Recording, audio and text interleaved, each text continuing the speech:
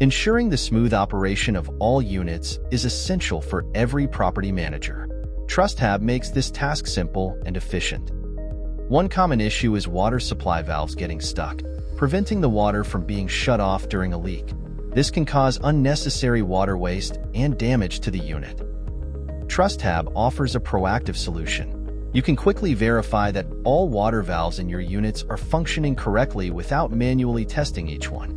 With the bulk edit feature, you can select and test all units in the property with a single click. Here's how it works. Select all the water valves installed in your property. Choose the device you want to control and select the action to perform. For this example, we'll choose switch.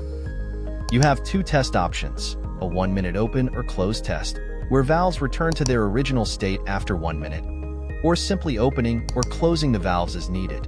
For this demonstration, we'll select the on option to open all water valves. Once executed, all the selected water valves will change their state remotely. Regularly performing these tests ensures that in the event of a water leak, the system can effectively cut off the water supply, protecting your units from damage.